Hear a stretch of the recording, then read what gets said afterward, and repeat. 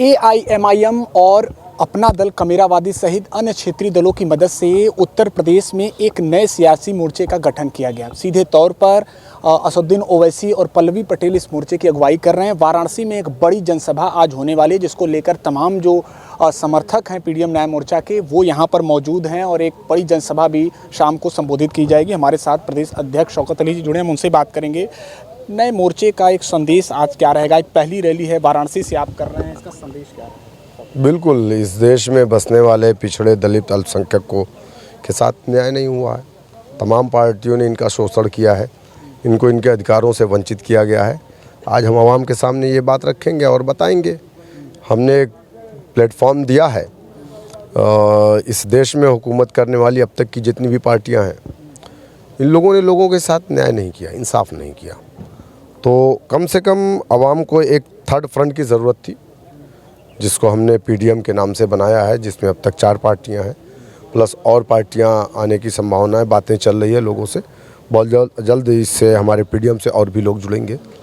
हमारी ये पहली संयुक्त जनसभा होने जा रही है बनारस के अंदर, जिसमें बैरिस्टर असदुद्दीन ओवैसी साहब भी तशरीफ़ ला चुके हैं आपके सामने। तो आज है हमारा प्रोग्राम।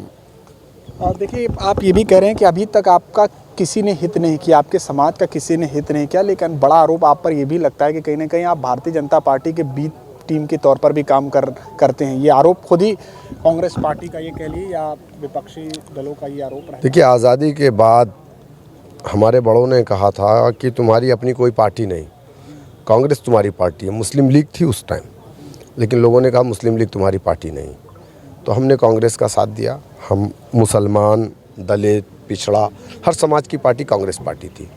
लेकिन इस देश के अंदर हर समाज तो कहीं ना कहीं आगे बढ़ गया। मुख्य धारा से कौन कटा? मुसलमान।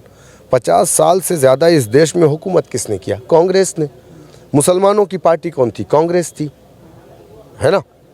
तो अगर हम दलित से बदतर इस देश में अपनी ज़िंदगी गुजारे तो उसका जिम्मेदार कौन है? जब मान्यवर काशीराम ने देखा कि दलित समाज, जाटो समाज जो है दलित का 12% उत्तर प्रदेश में, उसके हालात बद से बदतर हुए। 131 एमपी हिंदुस्तान की पार्लियामेंट में SC/ST समाज का बैठता है। उसके बाद भी वो समाज दबा कुचला था, उसे इंसाफ नहीं मिल रहा था। तो मान्यवर काशीराम जब घूम घूम करके अपने समाज के लोगों को जागरूक कर रहे थे, तो यही इल्ज़ाम उनके समाज के लोगों ने उन पर लगाया था कि ये जनसंघ से पैसा पाके कांग्रेस को नुकसान करने आया है। लेकिन वो समाज इकट्ठा हुआ 12%, तो 4 मरतबा अपनी कौम की बेटी को उसने यहाँ का मुख्यमंत्री बनाया। आज आप बता दिए सरकारी नौकरियों में हम कितने हैं और हमारा दलित समाज कितना है? हम 0% है, 1%, कहीं कहीं किसी विभाग में तो 0% है। तो कौन जिम्मेदार है? देखिए, लोकतंत्र में जिस समाज का अपना डंडा, अपना झंडा, अपना नेता नहीं होता है, उस समाज को लोकतंत्र में न्याय नहीं मिलता है। चलिए, एक सवाल और हम करेंगे।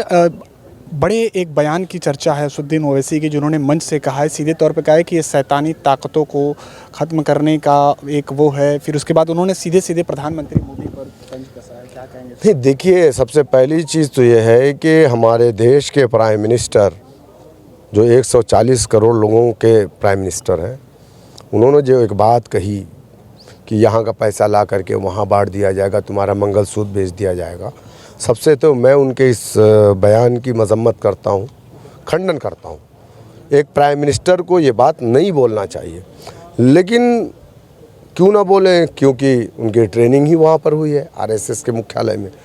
दूसरी चीज़, अगर हमारे लीडर ने ये बात कही है कि शैतानी ताकतों को रोकना है, तो यकीनन उन्होंने सही कहा। जो लोग हमारे देश के संविधान को बदलने की बात कर रहे हैं, वो इस देश की शैतानी ताकत है। जो लोग हमारे देश में एक मखसूस तबके के लोगों को निशाना बनाते हैं, गोश्त के नाम पे मॉब लिंचिंग कर दी जाती है, मस्जिदों पर घुस करके भगवा झंडे लहरा दिए जाते हैं, लोगों के मस्जिदों के सामने खड़े होकर के डीजे बजा करके डांस किया जाता है, तीर बना करके यूँ इशारा किया जाता है कि मस्जिदों को निशाना लगाया जाता है। ये शैतानी ताकतें इसी को बोलते हैं, जो देश के अंदर हमारे देश की स्थिरता को बिगाड़ना चाहते हैं।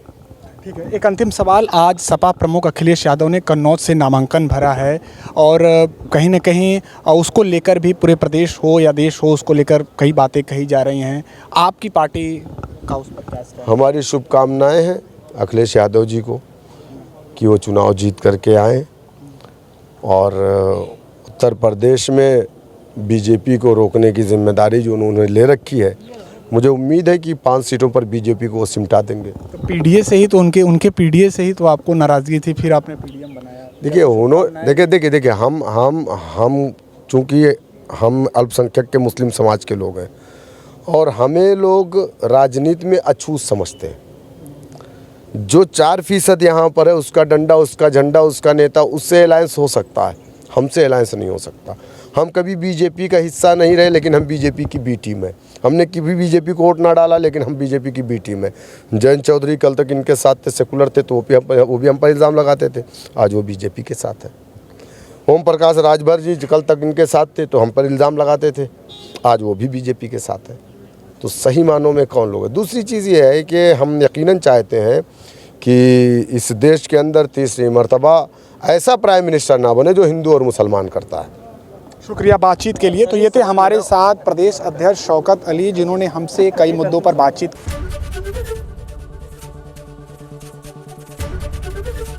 एबीपी गंगा, खबर आपकी, जुबान आपकी।